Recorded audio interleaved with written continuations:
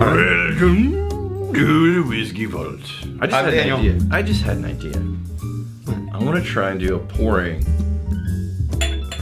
challenge where you put the bottle and then you go like this. Right. And then at the perfect moment, you pull it out without spilling a drop. No, that's stupid. What? That's an amazing challenge. And whoever spills the least or nothing gets the rest of the bottle. That's stupid. Wait. So I practiced this challenge all weekend for nothing is what you're saying. Yeah. I just wish I could have seen video of that. It all came derailed whenever welcome to the Whiskey my Vault. competitor said, no, that's stupid. That's stupid. Alright, this is a gift from Renita Rivas, Magnificent Bastard. No, it's not Rivas. Rivas.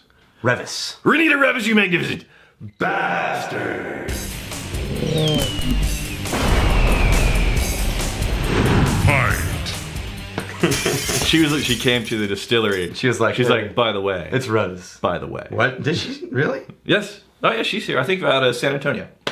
Okay, so this is an interesting thing because this is one of those bottles that when it shows up on a shelf, everyone assumes it's Texan. Okay. It's not. It's absolutely not. You know what? It's most likely Kentucky whiskey. This is going to be surprising to you.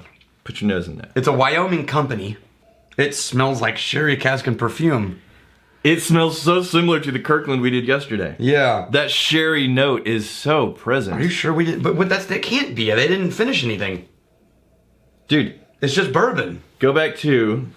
I have a little bit more of the Kirkland. Me too. Okay. It's so weird. The dark fruitiness. This does not smell like... What did they do? This does not smell like a Kentucky type of situation at all. Definitely not anything that I can recall I've had out of Texas. Well, it's not Texan, right? So I know, but they're saying Sam Houston. Maybe they're trying to lean towards the Texas. They are. They vibe. Released it in the Texas market. They did originally source some Texas whiskey. Okay. But there's that. And then now they're doing Kentucky bourbon. So this is because Sam Houston evidently was in. Well, he's in Tennessee. Sam Houston was never in Kentucky. What the hell? He was born in Virginia. That was Jim Bowie. Yeah, he was born in Virginia, went to Tennessee, ended up in Texas, became first president, then first governor, and so on. So, for the record, smells lovely. Mm-hmm. I have no idea what the hell the history story is going to be. But this is an American straight whiskey. So is that... What that means is it's... Well, we don't know what it is because they won't tell us. But it's likely a blend of straight whiskeys that are the same category. So remind people what straight whiskey... Straight means at least 2 years old. Okay. Aged in new oak. Yeah. Or the appropriate oak. Like a straight corn whiskey could be uncharred entirely or used oak. So if this is an American straight whiskey, it could either be all straight corn whiskeys blended or straight bourbons blended. Sure. But then why wouldn't you put bourbon on there? So I'm saying the nose is really beautiful. It's kind of frustrating that we don't know what's actually happening in the bottle here. But in terms of what's in the bottle itself and the experience in this glass, it's really nice. The taste is super candy. Did we give actual notes on that? Yeah, and then the nose is sherry, it's almost like fruit, it's a wine-finished whiskey. Dark fruit, that boutique wickery wood. Oh, and then the bourbon... Maraschino shows up for me on the taste. It's very cherry candy. Yeah. It's very sweet. Yeah. Maraschino cherry, that's the classic bourbon cherry. It makes me want to try... And then, yeah, man. And then a nice oaky finish there. Doesn't get bitter, doesn't get tannic. There's a couple other bottles. One, I want to try Mellow Corn, because it's a corn whiskey coming from that area, and I just want to see if it has this thing that I'm thinking of. Yeah, very candy. Oh, the perfuminess in Mellow Corn. That's what that musty perfuminess. Oh, this has definitely got corn. I think this might be corn whiskeys. Yeah. Mellow Corn always is a little bit... It's better than you remember. It's chronically underrated. Yeah. Wow. Yeah, I think this is... It's real nice. What was the proof on that again? It's 43%, relatively low proof, but still lots of character. And some nice complexity. Very pretty. It's very balanced. Desserty. I really wish they weren't trying to write off of the Texan name, but anybody can pick anybody's name. And they're not saying Texas anywhere on there. And they're telling you where they got, what state they're from. They're not doing anything illegal. They're not doing anything illegal. They're being above board. Oh. It's just in Texas, Sam Houston has a disproportionate impact in people's... Very protective. Yeah. So, I also want to compare it to another one that's an American straight the straight blend. Yeah. It's not American, but it's a straight whiskeys. Oh, the Blackened. The Blackened, because it's finished in brandy casks. Yeah. And so it has that sweetness, if I remember, as well. Didn't Dave Pickerel have something to do with this? He did. Yeah, okay. Good memory. You know what? The only time you've ever remembered. This is from Ryan Kurt. Gave us this one. We've already reviewed this one, but I just wanted to try just a... It's the Metallica. No, it's much darker. The Metallica release is the Blackened. It's not. It's not even the same. Not even close. Nope. The Mellow Corn...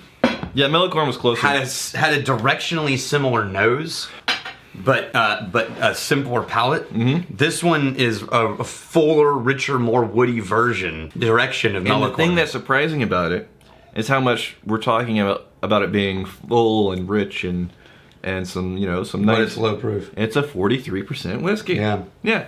So that being said, I mean, it's Very drinkable. Whiskey enthusiasts, you fall in love with the cask strength. It's going to toss you around the room in a beautiful way. But there are some low-proof whiskeys that's like, damn, that's respectable and beautiful with plenty of flavor. Yeah, I agree. Easy sipping, you shouldn't be ashamed of there. All right, we got the John Mueller. How many chickens could Rex Williams have cooked with that one slap to Daniel Whittington? Remember that whole guy did the physics problem, how you cook a chicken with a slap and how fast it needed to be? Right. So what's the answer? How many chickens? 17? 17? Right. No, I got musculature back here. Nah. If I took my shirt off and moved around, it looks like a trash bag full of snakes. Just the rippling. So gross. The rippling of the musculature. That just makes me think of Alien with something trying to come out of the stomach. I'm not talking about little snakes. I'm talking like the constrictors. Like pythons. Reticulated pythons. Yes. Yes. Justin Torres. What exactly is the difference between cask strength and barrel proof, and which do you prefer? They're the same.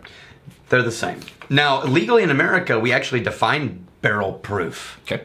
It's in the TTB regulations as no more than 2% difference in alcohol content from the time you dump it for gauging to the time that you bottle it. Okay. Which means whatever it comes out of the barrel at, it better go into the bottle within 2% of that. Okay. As opposed to proofing it down in any way. Yeah, yeah. And that's considered barrel proof. And now in Scotland and the UK, they use cask strength to refer to the same thing. And basically on both sides of the pond, those terms are thrown around back and forth. Now, the follow-up question is, which do you prefer? It's like they're the same thing. They're the same, but we prefer higher proof. We prefer higher proof rule of thumb, though. Yeah. There have been some whiskeys that... as much as we lean towards higher proof, because you just get that much more flavor, that much more intensity and complexity and density to those notes. There are some whiskeys that at a lower proof, it does seem to pull back the curtain on some flavors that were originally hidden by the hotness of the alcohol. So lower proof can often be a better experience, to the extent that experience is subjective. Yeah.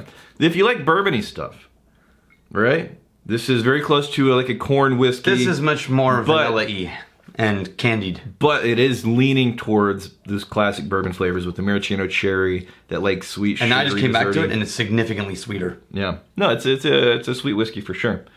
Beautiful whiskey though. Surprisingly good at the 43%. It's very desserty. Very desserty. You don't like. I can taste the sugar on my lips. Well, you're not necessarily a sweet desserty type of guy. Yeah. But if you like corn whiskey, if you What's like weird bourbon, is I wasn't getting it that sweet when I first opened this thing. Right. But now that the glass has been sitting for a while, it's gotten sweeter. Yeah, you're not wrong. But again, I think it maintains the flavors. No, they're all still there. It doesn't become generic sugar. But they just sort of shifted the sugars to the top. Yeah, you don't acclimate to the sugar. The sugar acclimates to you. You don't quit wrestling a bear when you're done. You quit when the bear's done. Here's to fighting, stealing, and drinking. If you fight me, I fight for a friend. You steal, may you steal lover's heart. And if you drink, may you drink with us. Hey, thanks for hanging out with us in the Whiskey Vault. Don't forget to throw in a like, hit that subscribe button on the bottom right, and drop a question or comment down below.